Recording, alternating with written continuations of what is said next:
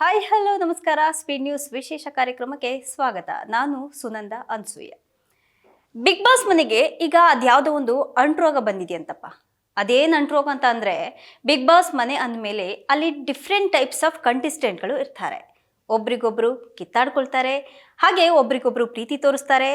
ಆಟ ಅಂತ ಬಂದರೆ ಮಾತ್ರ ಕುತಂತ್ರ ಮಾಡಿಕೊಂಡು ಆಟ ಆಡ್ತಾರೆ. ಜೊತೆಗೆ ವಿಚಿತ್ರವಾದಂತಹ ವರ್ತನೆಗಳು ನಾವು ಬಿಗ್ ಬಾಸ್ ಮನೆಯಲ್ಲಿ ನೋಡಬಹುದಾಗುತ್ತೆ. ಆದರೆ ಈ ಬಾರಿ ಸೋಷಿಯಲ್ ಮೀಡಿಯಾದಲ್ಲಿ ಒಂದು ಪೋಸ್ಟರ್ ವೈರಲ್ ಆಗ್ತಾ ಇದೆ. ಅದೇನದು ಪೋಸ್ಟರು? ಈ ಬಗ್ಗೆ ಇವತ್ತು ನಾನು ಮಾತಾಡ್ತಾ ಇದ್ದೀನಿ ನೋಡಿ. ಅದು ಸಹವಾಸ ದೋಷ ಅನ್ನುವಂತಹ ಪೋಸ್ಟರ್. ಇದು ಈಗ ಸಿಕ್ಕಾಪಟ್ಟೆ ವೈರಲ್ ಆಗ್ತಾ ಇದೆ. ನಿಮಗೆ ಸಹವಾಸ ದೋಷ ಅಂದ ತಕ್ಷಣ ನೆನಪಾಗೋದು ಯಾರು ಹೇಳಿ? ಎಸ್, ಕರೆಕ್ಟ್, ಅದು ಗಿಲ್ಲಿನೇ. ಗಿಲ್ಲಿ ಬಿಟ್ಟರೆ ಬೇರೆ ಯಾರು ಇದ್ದಾರೆ ಹೇಳ್ರಿ ಬಿಗ್ ಬಾಸ್ ಮನೆಯಲ್ಲಿ? ಇರೋರ್ನೆಲ್ಲ ಹಾಳು ಮಾಡೋದಕ್ಕೆ ಗಿಲ್ಲಿ ಒಬ್ಬನೇ ಸಾಕು ನೋಡಿ. ವನ ಹಾಳು ಮಾಡೋದಕ್ಕೆ ಒಂದು ಕೋತಿ ಇದ್ರೆ ಸಾಕಲ್ವಾ? ಹಾಗೆ. ಇನ್ನು ಈ ಸಹವಾಸ ದೋಷ ಪೋಸ್ಟರ್ ವೈರಲ್ ಆಗೋಕ್ಕೂ ಅವರೇ ಕಾರಣ.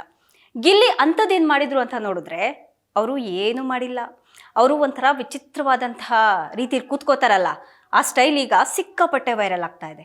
ಬಿಗ್ ಬಾಸ್ ಮನೆಯಲ್ಲಿರುವಂತಹ ಎಲ್ಲ ಕಂಟೆಸ್ಟ್ಗಳಲ್ಲಿ ಇದೀಗ ಗಿಲ್ಲಿ ಸಹವಾಸ ದೋಷದಿಂದ ಈ ರೀತಿಯಾದಂತಹ ಅಂಟ್ರೋಗ ಅಂತಾನೆ ಹೇಳಬಹುದು. ಗಿಲ್ಲಿ ಆ ಎಲ್ಲ ಕಂಟೆಸ್ಟೆಂಟ್ಗಳಿಗೂ ಸಹ ಆ ಅಂಟ್ರೋಗವನ್ನು ಅಂಟಿಸಿದ್ದಾರೆ. ಈ ಪೋಸ್ಟರ್ ನೋಡಿ ಎಷ್ಟೋ ಜನ ನಿಜ ಅಂತ ಒಪ್ಕೋತಿದ್ದಾರೆ. ಯಾಕೆಂದ್ರೆ ಗಿಲ್ಲಿ ಏನು ಹೆಂಗೆ ಅನ್ನೋದು ಎಲ್ರಿಗೂ ಸಹ ಗೊತ್ತಲ್ವಾ? ಅದಕ್ಕೆ ಇನ್ನು ಅವರು ಇದು ಸಹವಾಸ ದೋಷನೇ ಸರಿ ಅಂತ ಕೂಡ ತಲೆ ಅಲ್ಲಾಡಿಸ್ತಾ ಇದ್ದಾರೆ, ಜೊತೆಗೆ ಹೂಗುಡ್ತಾ ಇದ್ದಾರೆ. ಬಿಗ್ ಬಾಸ್ ಮನೆಯಲ್ಲಿ ಸ್ಪೈನಲ್ ಕಾರ್ಡ್ ಅಂದರೆ ಬೆನ್ಮೂಳೆ ಇಲ್ದವನಂತೆ ಯಾವಾಗಲೂ ಸಹ ಯಾವುದಕ್ಕಾದ್ರೂ ಸಹ ಹೊರಕೊಂಡೇ ಕೂತ್ಕೊಂಡಿರ್ತಾರೆ ಗಿಲ್ಲಿ. ಹೆಚ್ಚಾಗಿ ಮಲ್ಕೊಂಡು ಮಾತನಾಡ್ತಾ ಇರ್ತಾರೆ. ಹಾಗೆ ಅವರು ಬೇರೆಯವರು ಏನು ಅಂದ್ಕೊಂತಾರೋ, ಅಥವಾ ನಾನು ಬಿಗ್ ಬಾಸ್ ಮನೆಯಲ್ಲಿ ಇದ್ದೀನಿ, ನನ್ನ ಒಬ್ಬರು ಜನ ನೋಡ್ತಾ ಇರ್ತಾರೆ, ಯಾರೋ ಒಬ್ರು ನೋಡ್ತಾ ಇರ್ತಾರೆ ಅನ್ನೋದು ಸಹ ಇಲ್ದೇನೆ ಮನೇಲಿ ಹೆಂಗೆಂಗೋ ಇರ್ತಾರೆ. ಹಾಗೆ ಅವ್ರ ಮನೇಲಿ ಹೆಂಗಿರ್ತಾರೋ ಹಾಗೆ ಬಿಗ್ ಬಾಸ್ ಮನೆಯಲ್ಲೂ ಸಹ ಹಾಗೆ ನ್ಯಾಚುರಲ್ ಆಗಿರ್ತಾರೆ ಗಿಲ್ಲಿ. ಜೊತೆಗೆ ಯಾವತ್ತೂ ಸಹ ಬದಲಾಗದಂತಹ ಸ್ವಭಾವ ಹೊಂದಿರುವಂತಹ ವ್ಯಕ್ತಿ ಅಂದರೆ ಅದು ಗಿಲ್ಲಿ ಕಣ್ರಿ. ಹೀಗಾಗಿ ಪದೇ ಪದೇ ಅಶ್ವಿನಿ ಅವ್ರಿಗೂ ಸಹ ಹಲ್ಸೆಟ್ ಹಾಕೊಂಡಿರೋದು, ಉದ್ದ ಕೂದಲಿಗೆ ವಿಗ್ ಹಾಕೊಂಡಿರೋರು ಅಂತ ರೇಗಿಸ್ತಾ ಇರ್ತಾರೆ. ಅಶ್ವಿನಿ ಅವರು ಸಹ ಸ್ಪೈನಲ್ ಕಾರ್ಡ್ ಇಲ್ದವನೇ, ನೀನು ಬೆನ್ಮೂಳೆ ಇಲ್ದವನು ಅಂತ ಬೈತಾ ಇರ್ತಾರೆ. ಅದು ನಿಜಾನೇ ತಾನೆ? ಅಶ್ವಿನಿ ಹೀಗೆ ಮಾತಾಡೋದಕ್ಕೂ ಕಾರಣ ಇದೆ. ಅದು ಗಿಲ್ಲಿ ನಟನಿಗೆ ಯಾವಾಗಲೂ ಸಹ ಹೊರಕೊಂಡು ಕೂತ್ಕೊಳ್ಳುವಂತಹ ಅಥವಾ ಮಲ್ಕೊಳ್ಳುವಂತಹ ಅಭ್ಯಾಸ ಇದೆ. ಅದೊಂಥರ ರೋಗ ಅಂತಾನೆ ಹೇಳ್ಬಹುದು. 4-5 ಜನರು ಒಟ್ಟಿಗೆ ಕೂತ್ಕೊಂಡು ಮಾತನಾಡ್ತಿದ್ದಾಗಲೂ ಸಹ ಗಿಲ್ಲಿ ಅಲ್ಲೇನಾದ್ರು ಕೂತ್ಕೊಂಡಿದ್ರೆ ಕಾಲು ಚಾಚ್ಕೊಂಡು ಕೂತ್ಕೊಳೋದು, ಉದ್ದಕ್ಕೆ ಕಾಲು ಚಾಚ್ಕೊಂಡು ಕೂತ್ಕೊಳೋದು, ಇಲ್ಲ ಗೋಡೆ ಹೊರ್ಕೊಂಡು ಕೂತ್ಕೊಳೋದು, ಇಲ್ಲ ನೆಟ್ಟು ಕೂತ್ಕೊಳ್ಳೋಂತಹ ಮಾತಾಡುವಂತಹ ಇತಿಹಾಸನೇ ಇಲ್ಲ ಗಿಲ್ಲಿಗೆ. ಅವನು ಯಾವತ್ತೂ ಸಹ ನೆಟ್ಟ ಕೂತ್ಕೊಂಡು ಮಾತಾಡಿದಂಥ ಇತಿಹಾಸ ಇಲ್ವೇ ಇಲ್ಲ. ಯಾವಾಗಲೂ ಗೋಡೆ ಹೊರ್ಕೊಂಡೇ ಕೂತ್ಕೊಂಡಿರ್ತಾನೆ. ಇನ್ನು ಇದೀಗ ಗಿಲ್ಲಿ ನಟನ ಸಹವಾಸ ದೋಷದಿಂದ ಬಿಗ್ ಬಾಸ್ ಮನೆಯ ಬೇರೆ ಎಲ್ಲ ಕಂಟೆಸ್ಟೆಂಟ್ಗಳು ಸಹ ಮಲ್ಕೊಂಡೇ ಮಾತನಾಡೋದನ್ನ ರೂಢಿ ಮಾಡ್ಕೊಂಡ್ಬಿಟ್ಟಿದ್ದಾರೆ.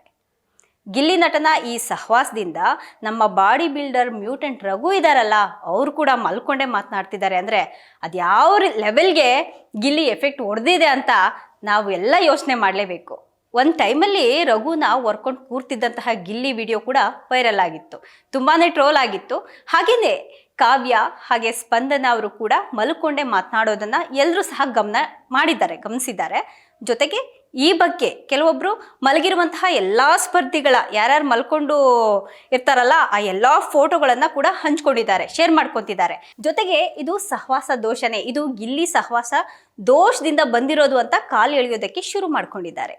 ಮತ್ತೊಬ್ಬರು ಯೂಟ್ಯೂಬರ್ ರಕ್ಷಿತಾ ಮಲಗಿರೋಂತಹ ಒಂದು ಫೋಟೋವನ್ನು ಶೇರ್ ಮಾಡಿಕೊಂಡು ಮತ್ತೊಬ್ಬ ಕ್ಯಾಂಡಿಡೇಟ್ ಸಿಕ್ಕಿದ್ದಾರೆ ಅಂತ ಕೂಡ ಹೇಳ್ತಿದ್ದಾರೆ. ಜೊತೆಗೆ ಬೆನ್ಮೂಳೆ ಇಲ್ದವನು ಅಂತ ಬೈತಿದ್ದಂತಹ ಅಶ್ವಿನಿ ಗೌಡ ಕೊನೆಗೆ ಅಶ್ವಿನಿನೂ ಗಿಲ್ಲಿ ಸಹವಾಸಕ್ಕೆ ಬಿದ್ದು ಧ್ರುವನ್ ಜೊತೆಗೆ ಮಲ್ಕೊಂಡೇ ಮಾತನಾಡುವಂತಹ ಒಂದು ವಿಡಿಯೋ ಸಿಕ್ಕಿದೆ.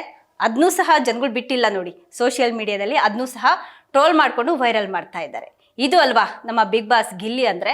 ಇದಾಗಿತ್ತು ಇವತ್ತಿನ ವಿಶೇಷ. ನಿರಂತರ ಸುದ್ದಿಗಾಗಿ ನೋಡ್ತಾ ಇರಿ ಸ್ಪೀಡ್ ನ್ಯೂಸ್ ಕನ್ನಡ. ಸುದ್ದಿ ನಿಮ್ಮದು, ವೇಗ ನಮ್ಮದು.